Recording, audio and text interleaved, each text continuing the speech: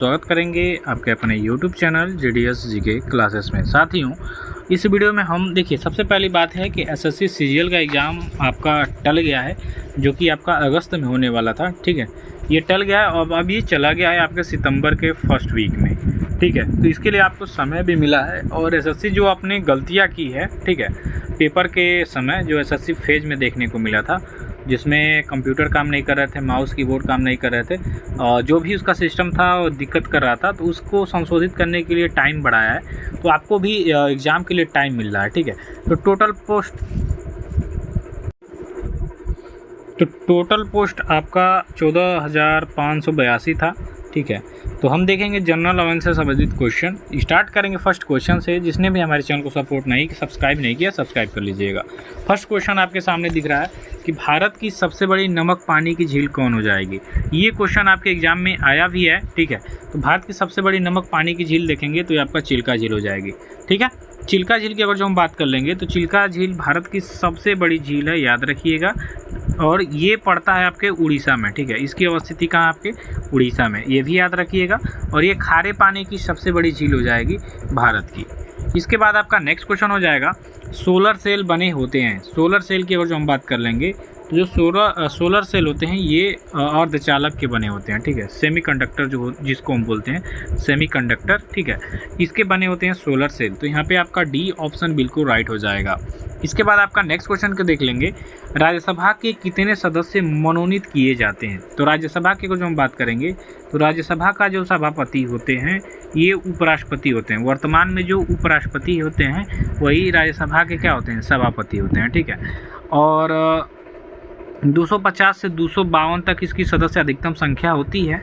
ठीक है, और ये राज्यसभा के जो सदस्य होते हैं राष्ट्रपति के द्वारा 12 जो सदस्य होते हैं ये मनोनीत किए जाते हैं। तो यहाँ पे आपका ए ऑप्शन करेक्ट हो जाएगा कि राज्यसभा के कितने सदस्य मनोनीत किए जाते हैं, तो 12। और ये 12 जो लोग होते हैं कई सारे क्षेत्रों से चुने जाते हैं, जो कि राष्ट्रपति के द्वारा चुने जाते हैं। अभी हाल ही में राष्ट्रपति के द्वारा कई लोग चुने गए हैं राज्यसभा के सदस्य के रूप में, और ये कभी नहीं भंग होने वाली सभा है। इसको हम उच्च सदन भी कहते हैं, याद रखिएगा।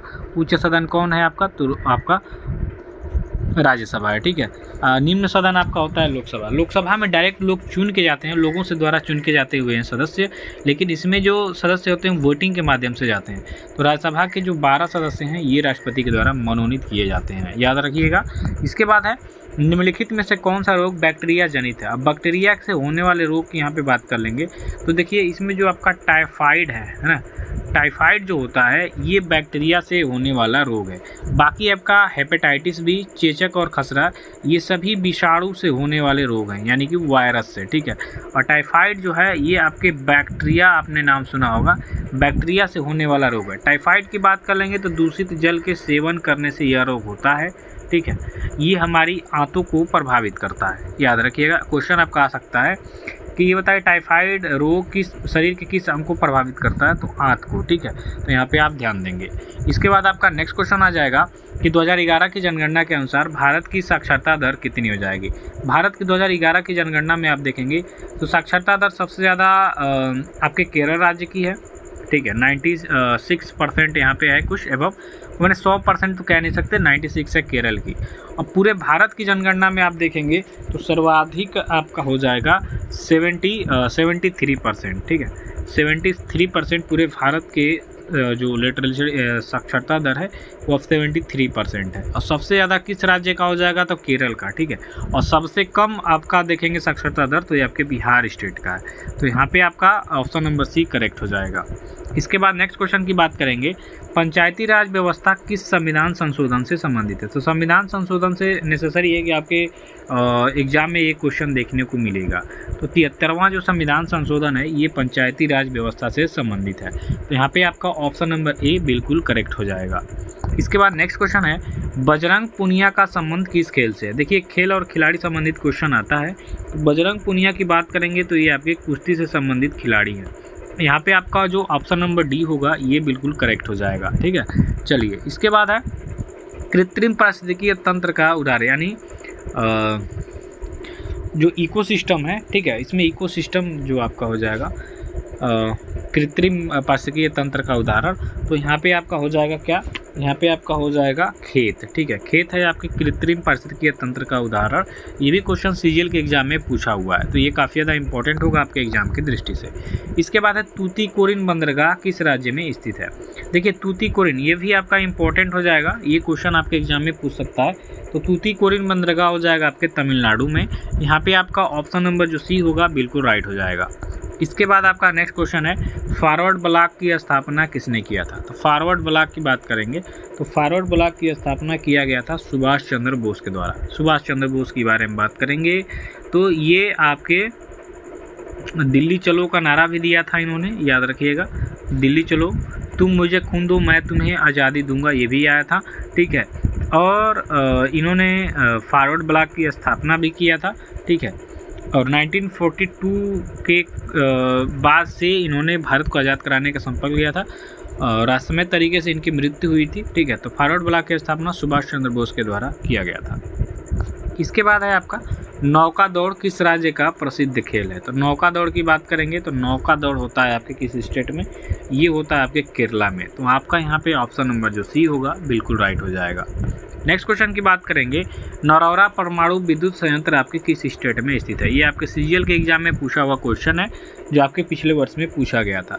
तो इसका राइट आंसर हो जाएगा उत्तर प्रदेश। नरौरा परमाणु विद्युत संयंत्र आपके उत्तर प्रदेश स्टेट में स्थित है। ठीक है, चलिए नेक्स्ट क्वेश्चन कर लेंगे निम्न में से कौन भारत का सबसे बड़ा स्तूप हो जाएगा। तो इसमें आप देखेंगे स्तूप सबसे बड़ा भारत का कौन सा होगा। देखिए इसमें आप देखेंगे तो ये आपका केसरिया जो स्तूप है ये क्या है, सबसे बड़ा है। नेक्स्ट हो जाएगा क्वेश्चन आपका पुलकेशिन द्वितीय किस राजवंश के शासक थे। पुलकेशिन द्वितीय के बारे में बात करेंगे तो आपके चालुक्य वंश के शासक थे। ठीक है, दक्षिण वंश के राजवंश हैं, याद रखिएगा, और पुलकेशिन द्वितीय आपके चालुक्य वंश के शासक थे। नेक्स्ट क्वेश्चन की बात करेंगे कि भारत में किस वर्ष सती प्रथा पर प्रतिबंध लगाया गया था। ठीक है, तो देखिए 1829 में सती प्रथा पे बैन लगाया गया। ठीक है, राजा राम मोहन राय का आपने नाम सुना होगा। तो राजा राम मोहन राय ने मेहनत करके और सती प्रथा पे बैन लगवाया था। इसको लागू करवाया था लॉर्ड विलियम बेंटिंक ने, याद रखिएगा, लॉर्ड विलियम बेंटिंक। इस समय वो तत्कालीन भारत के गवर्नर जनरल थे लॉर्ड विलियम बेंटिंक। इन्होंने ही 1829 में बैन करा दिया था पूरे भारत में सती प्रथा को, और टोटल श्रेय जाता है राजा राम मोहन राय को जिन्होंने अथक प्रयास करके इसको बंद कराया था। ठीक है, चलिए नेक्स्ट क्वेश्चन है कि निम्न में से किस रेगिस्तान में अत्यधिक मात्रा में स्वर्ण भंडार पाया जाता है, यानी सोने का भंडार सबसे ज़्यादा पाया जाता है। देखिए मरुस्थल की बात कर लेंगे और इसमें कौन सा मरुस्थल है, ठीक है, जिसे पाया जाता है तो ये आपका आटाकामा का मरुस्थल। ठीक है, आटाकामा के मरुस्थल में सर्वाधिक स्वर्ण भंडार पाया जाता है। तो आपका यहाँ पे बी ऑप्शन राइट हो जाएगा। नेक्स्ट है निम्नलिखित में से कौन सा हड़प्पा स्थल हरियाणा में हो जाएगा। तो हरियाणा में इसमें से आप देखेंगे तो हरियाणा में जो आपका राखी गढ़ी है ये हो जाएगा। तो आपका यहाँ पे ऑप्शन नंबर ए करेक्ट होगा। नेक्स्ट करेंगे त्रिपिटक धर्म ग्रंथ का संबंध किस धर्म से हो जाएगा। तो त्रिपिटक धर्म ग्रंथ ये क्वेश्चन इंपॉर्टेंट है भाई, इंपॉर्टेंट कर लीजिएगा, और ये हो जाएगा आपके बौद्ध धर्म से। तो इसको आप वेरी वेरी इंपॉर्टेंट करिएगा। ठीक है, नेक्स्ट क्वेश्चन की बात करेंगे कि निम्न में से किस विश्वविद्यालय की स्थापना धर्मपाल ने की थी। तो धर्मपाल के द्वारा जो स्थापना किया गया था वो आपका विक्रमशिला विश्वविद्यालय था। ठीक है, ये प्राचीन काल में बहुत ही ज़बरदस्त विद्यालय थे, जो तीन थे, नालंदा, तक्षशिला और विक्रमशिला। यहाँ पे बहुत सारे सब्जेक्ट का अध्ययन कराया जाता था, साथ ही साथ विदेश से भी यहाँ पे छात्र पढ़ने आते थे। ठीक है, इसके बाद आपका नेक्स्ट क्वेश्चन हो जाएगा भारत के किस क्षेत्र का कामरूप एक प्राचीन नाम है। तो कामरूप भाई किस क्षेत्र का प्राचीन नाम था। कामरूप की अगर जो हम बात कर लेंगे तो ये था आपके असम का नाम। ठीक है, असम राज्य का प्राचीन नाम था कामरूप। तो आपका यहाँ पे हो जाएगा डी ऑप्शन। नेक्स्ट है धर्मराज रथ स्मारक कहाँ पर स्थित है। तो धर्मराज रथ स्मारक की बात करेंगे तो ये आपके महाबलीपुरम में हो जाएगा। ठीक है, चलिए नेक्स्ट है मोहम्मद बिन तुगलक ने अपनी राजधानी को दिल्ली से बदलकर कहाँ पर बनाई थी। मोहम्मद बिन तुगलक की बात करेंगे तो इसे पागल बादशाह भी कहा जाता था। ठीक है, मूर्ख बादशाह, लंपट मूर्ख, बहुत सारी चीज़ों से इनको नवाजा गया था, लेकिन दिल्ली सल्तनत में सबसे ज़्यादा पढ़ा लिखा बादशाह यही था। तो मोहम्मद बिन तुगलक ने अपनी राजधानी दिल्ली से बदल के दौलताबाद किया था, जो कि ये उसकी योजना असफल हुई थी। ठीक है, चलिए नेक्स्ट है तैमूर लंग ने किस वर्ष भारत पर आक्रमण किया था। तैमूर लंग बड़ा ही खतरनाक व्यक्ति था कई दिनों तक दिल्ली में आक्रमण किया था और वहाँ के राजा को हरा के यानी सुल्तान को हरा के कई दिनों तक नरसंहार कराया था और सामान लूट के ले गया था, स्वर्ण मुद्राएं जो भी है दिल्ली से, ठीक है। और ये लंगड़ था एक पैर से, तो इसीलिए तैमूर लंग इसका नाम पड़ गया था। और 1398 में ये भारत में आया था, दिल्ली सल्तनत पे आक्रमण किया और यहाँ से अपार धन लूट के ले गया था। नेक्स्ट क्वेश्चन देखेंगे, दिल्ली सल्तनत की राजकीय भाषा क्या थी। अब दिल्ली सल्तनत की राजकीय भाषा यहाँ पे पूछ रहा है, तो दिल्ली सल्तनत की राजकीय भाषा थी फारसी, ठीक है। नेक्स्ट क्वेश्चन कर लेंगे, कन्नौज की लड़ाई कब लड़ी गई थी। तो कन्नौज की लड़ाई 1540 में लड़ी गई, ठीक है। किसके किसके बीच में लड़ी गई थी ये भी याद रखिएगा। तो ये आपके शेर शाह सूरी और किसके बीच में लड़ा गया था, तो बाबर के हुमायूं के बीच में, ठीक है। बाबर का लड़का था हुमायूं, जिसमें हुमायूं क्या हो जाता है, हार जाता है, भारत छोड़ के भाग जाता है और शेर शाह सूरी सूर्यवंश की स्थापना करता है 1540, याद रखिएगा। भारत के संविधान को बनाने वाली संविधान सभा में कितनी महिला सदस्य थी। तो इसमें टोटल महिलाओं की संख्या थी 15, याद रखिएगा, ठीक है, संविधान सभा में संविधान बनाने के लिए। इसके बाद है डॉक्टर भीमराव अंबेडकर स्वतंत्र भारत के पहले क्या थे। ये भी इंपॉर्टेंट कर लीजिएगा, इनसे क्वेश्चन पूछते हैं। तो ये आपके स्वतंत्र भारत के पहले कानून मंत्री थे, तो बी ऑप्शन यहाँ पे करेक्ट हो जाएगा। नेक्स्ट करेंगे, भारत के किस शहर को महलों का शहर के नाम से जाना जाता है। भारत का कौन सा ऐसा शहर है भाई जिसे हम कहते हैं महलों का शहर। तो ये आपका शहर हो जाएगा कोलकाता। यहाँ पे आपका ऑप्शन नंबर जो बी होगा बिल्कुल राइट हो जाएगा।